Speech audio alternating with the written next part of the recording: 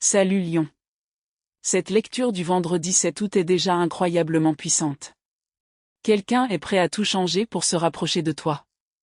Cette personne ressent une attraction magnétique indéniable. Ce n'est pas qu'une simple attirance physique, c'est quelque chose de bien plus profond. C'est ta façon d'être, ta façon de parler, ton énergie, ta confiance, ton âme. Il y a quelque chose en toi qu'elle ne peut absolument pas ignorer.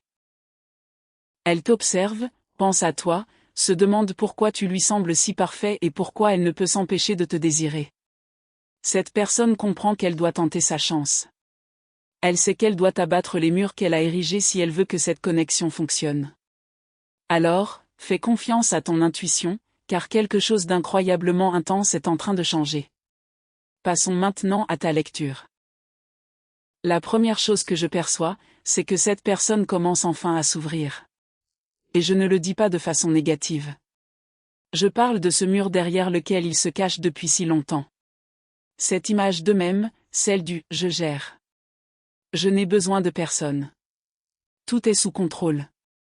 Ce masque commence lentement à s'effriter. Car la réalité, c'est que la vie ne leur permet plus de le porter. Les événements autour d'eux sont devenus bien trop imprévisibles, bien trop accablants, et ils ne peuvent plus faire comme s'ils maîtrisaient tout alors qu'au fond d'eux-mêmes, ils savent que ce n'est pas le cas. C'est quelqu'un qui a toujours eu besoin de croire qu'il était aux commandes. Chaque décision devait être logique. Il fallait se préparer à toutes les éventualités. Il préférait savoir exactement ce qui allait se passer, car la certitude était ce qui les rassurait. Dès que le chaos s'installait, leur premier réflexe était d'organiser, de réparer ou de reprendre le contrôle avant que la situation ne dégénère. Mais récemment, ils ont l'impression que tous les aspects de leur vie qu'ils ont tenté de contrôler leur échappent. Leur plan ne se déroule pas comme prévu. Les situations continuent d'évoluer de façon inattendue. Et peut-être pour la première fois depuis très longtemps, ils sont contraints d'accepter qu'ils ne peuvent tout simplement pas tout contrôler. Mais voici ce que je veux vraiment que vous compreniez, ce qui disparaît de leur vie n'arrive pas par hasard. Rien de tout cela n'est accidentel.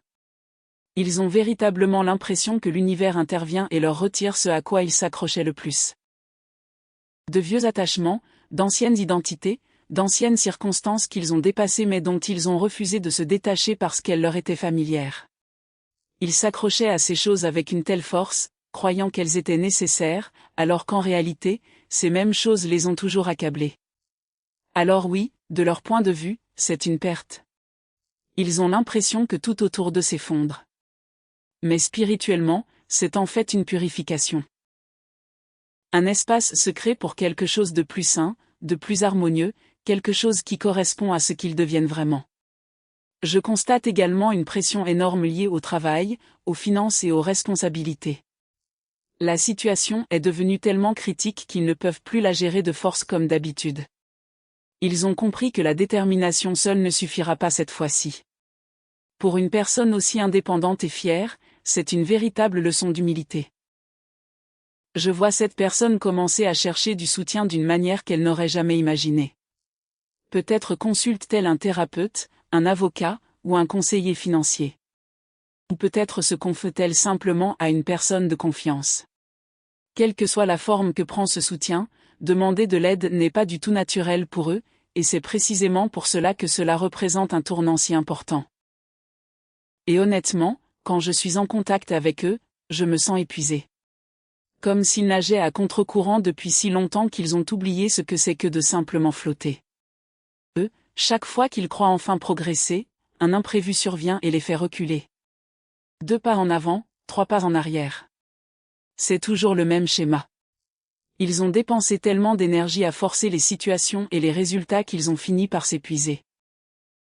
Alors, au lieu de continuer à lutter contre tout ce qui se passe autour d'eux, ils se sont coupés du monde extérieur.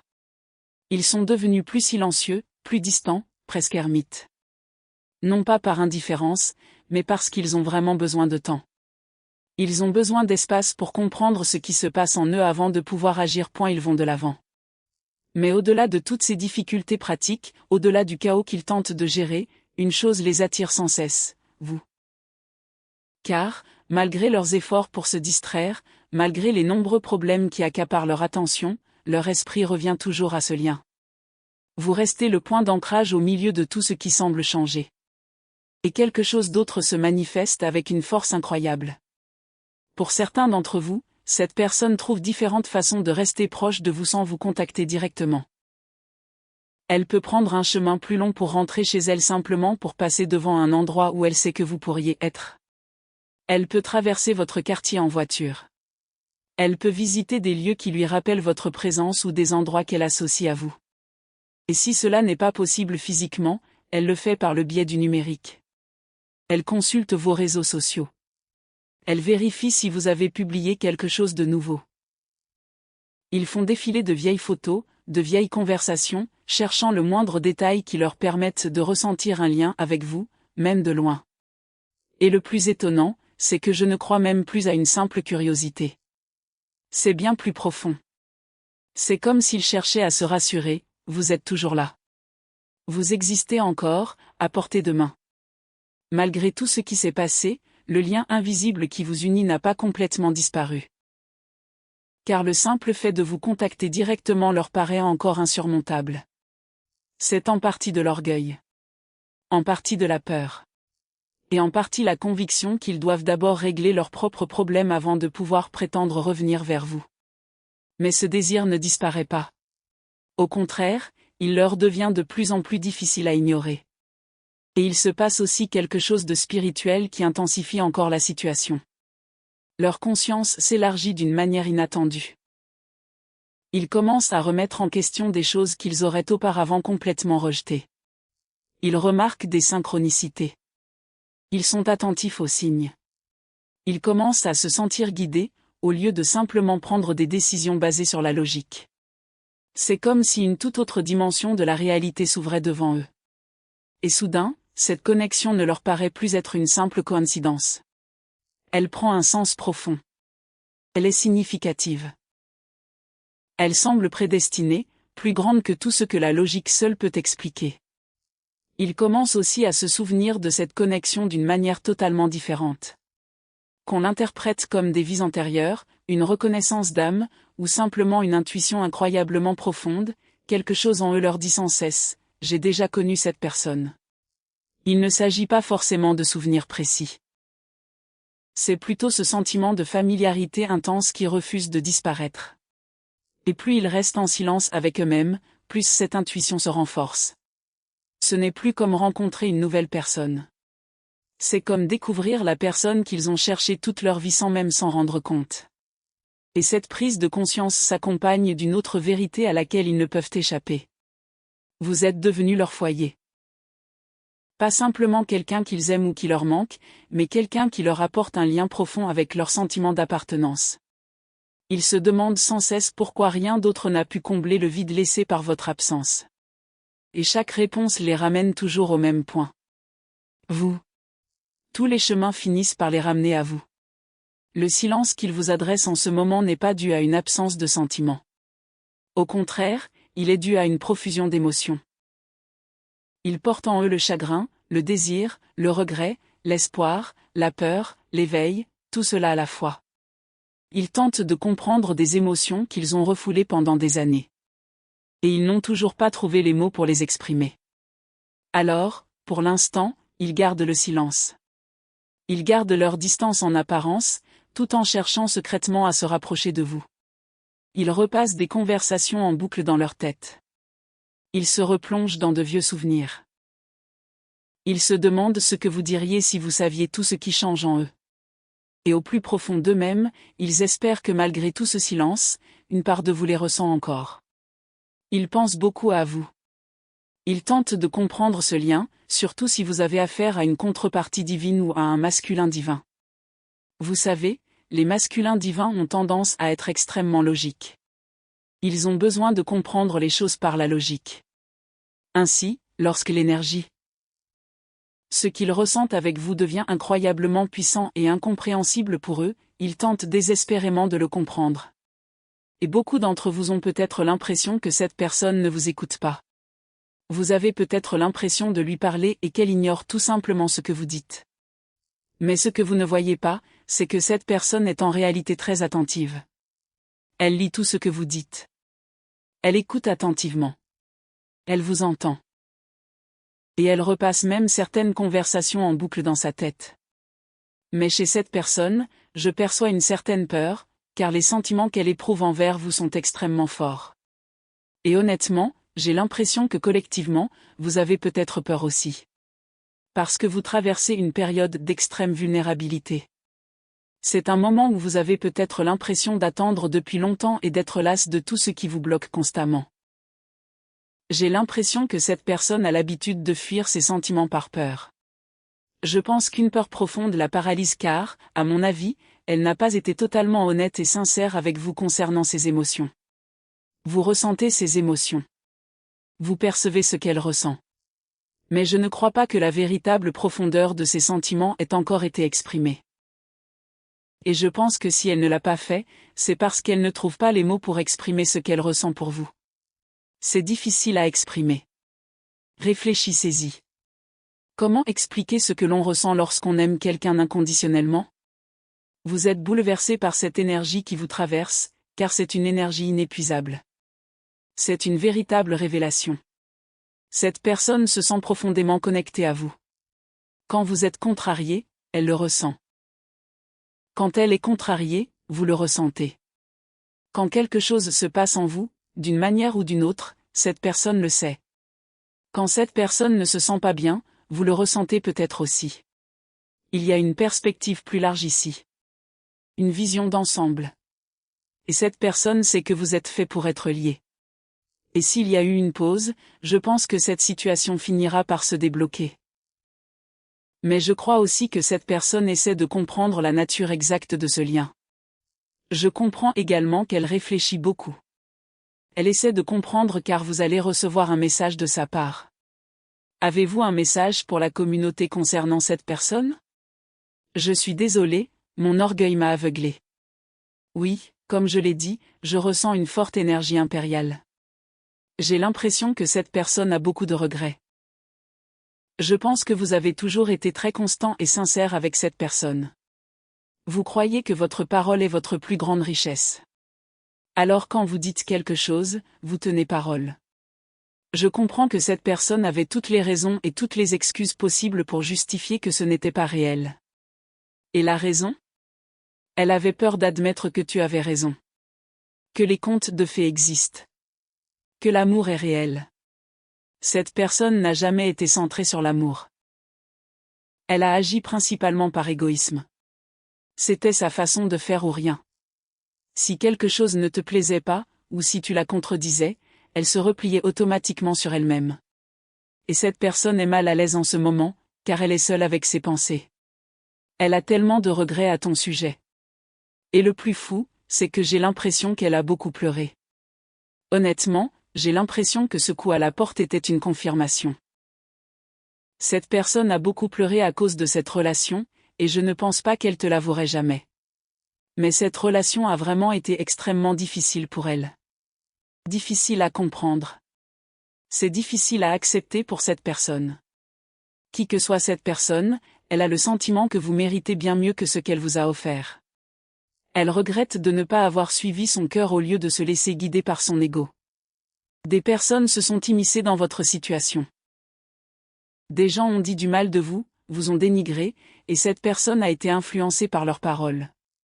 Et maintenant, j'ai l'impression que cette personne sait que vous savez des choses sur elle qui la mettent mal à l'aise. C'est presque comme si vous connaissiez ses secrets les plus intimes. Vous savez que cette personne vous aime. Vous savez qu'elle veut être avec vous. Mais vous comprenez aussi les choses sur lesquelles cette personne n'a pas été honnête. Et il y a certaines choses qu'elle a faites qui vous déplaisent. Il y a des choses chez cette personne que, même si vous ne les avez pas exprimées ouvertement, vous savez. Ce n'est pas parce que vous ne leur avez rien dit directement que vous ne savez pas ce qui se passe. Continuez.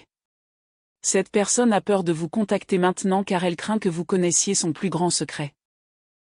Elle craint que, lorsqu'elle se décidera enfin à vous contacter, il soit trop tard et que vous la rejetiez. Cette personne vit encore prisonnière de son ego. Cette personne continue de résister à cette connexion. Je comprends que sa résistance s'explique par le fait qu'on lui a appris toute sa vie que les possessions matérielles sont importantes. Que l'amour n'a pas d'importance. Elle a toujours été ancrée dans le monde matériel et a du mal à faire confiance à la dimension spirituelle de certaines relations. Car, se demande-t-elle, que se passera-t-il si j'abandonne tout ce pourquoi j'ai travaillé toute ma vie et que vous me quittez? Que se passera-t-il si vous réalisez que je ne suis pas celle que vous pensiez? Ce que cette personne ne comprend pas, c'est que vous êtes tombé amoureux de son âme. Voyez-vous, une connexion d'âme-sœur est une connexion d'âme. Ce lien qui vous unit a une signification bien plus profonde que votre simple présence à deux. Il s'agit d'un voyage spirituel divin, une expérience que vous avez tous deux consenti à vivre au cours de cette vie. Votre lien recèle un dessein supérieur, qui dépasse le simple cadre d'une relation amoureuse. Vous avez écouté votre intuition. Vous avez laissé une force supérieure vous guider vers cette personne, vous aidant à la comprendre. Voyez, il y a une différence. Vous avez pardonné à cette personne ses erreurs passées, car vous comprenez qu'elle agissait sous l'influence de son ego. Elle n'agissait pas au rythme de son âme. Et c'est là la différence entre une connexion d'âme jumelle et autre chose. Vous avez cherché à comprendre cette personne. Vous avez essayé de vous mettre à sa place et de vous demander, qu'est-ce qui m'échappe? Que se passe-t-il réellement? Et je tiens à le préciser car je comprends certains commentaires négatifs. Si vous abordez cette expérience avec une attitude négative, alors ce chemin n'est pas le vôtre. Vous n'êtes pas prêt, pour une connexion avec votre âme sœur si votre énergie est empreinte de négativité. Si vous êtes en colère contre cette personne, il est normal de l'être. Vous avez pleinement le droit de ressentir ce que vous ressentez. Mais cette lecture n'est pas pour vous. Il s'agit d'une lecture sur la guérison. Il s'agit d'une lecture sur le sens de votre vie. Cette lecture vise à vous aider à comprendre le but supérieur, le but de votre âme, qui se cache derrière ce qui se passe avec cette personne. Ce n'est pas une interprétation linéaire. Ce n'est pas simplement ce que vous pouvez voir directement devant vous. C'est quelque chose qui ne peut être perçu par les yeux.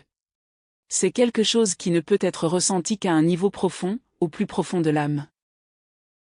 Je comprends donc parfaitement que beaucoup d'entre vous soient en colère, et vous avez le droit de l'être. C'est normal. Mais il n'est pas nécessaire de déverser votre colère sur cette lecture simplement parce que vous souffrez. Car voici ce qui est absurde. La façon dont cette personne vous traite n'a rien à voir avec vous. Tout est lié à elle. Tout est lié au fait qu'elle se sent inférieure. Elle se sent coupable. Elle éprouve des remords pour la façon dont elle a géré les choses et pour ce qu'elle vous a fait subir. Pendant toutes ces nuits blanches. Pendant tous ces moments où vous avez pleuré. Cette personne se sent coupable. Elle se sent terriblement mal à propos de ce qui s'est passé. Et tout ce qui se passe en ce moment, c'est que vous occupez complètement les pensées de cette personne. Elle ne peut s'empêcher de penser à vous. Elle pense à vous chaque jour. Elle pense à qui vous êtes et à tout ce qu'elle associe à vous. C'est une union des contraires. Voilà quelque chose que cette personne vous cache. Elle ne veut pas que vous sachiez qu'elle ne peut s'empêcher de penser à vous. Cette personne fait semblant. Elle porte un masque. Elle a un schéma bien précis. Elle s'approche trop, puis elle prend la fuite. Oh, je commence à ressentir trop de choses. Oh, je me sens vulnérable. Il est temps de prendre du recul. Cette personne se cache parce qu'elle a peur de la perte de pouvoir que vous lui infligez. Et je ne parle pas de pouvoir au sens négatif. Je parle de la perte de contrôle de ses propres émotions. Et ce qui est intéressant, c'est que maintenant, quand cette personne s'éloigne, quand elle fait demi-tour, quand elle prend ses distances, cela lui fait plus de mal qu'à vous. Parce que quoi que cette personne traverse, vous l'avez déjà vécu. Votre énergie est censée contribuer à la guérison de cette personne. C'est une connexion qui semble faite pour durer éternellement. C'est rare. Tu apportes de l'humilité à cette personne, tu essaies de la sortir de son ego. C'est une relation forte, empreinte d'un amour spontané et généreux. Un amour mature. Un amour qui émane directement de ton chakra du cœur. Tu actives le chakra du cœur de cette personne. Et cette personne traverse une période difficile.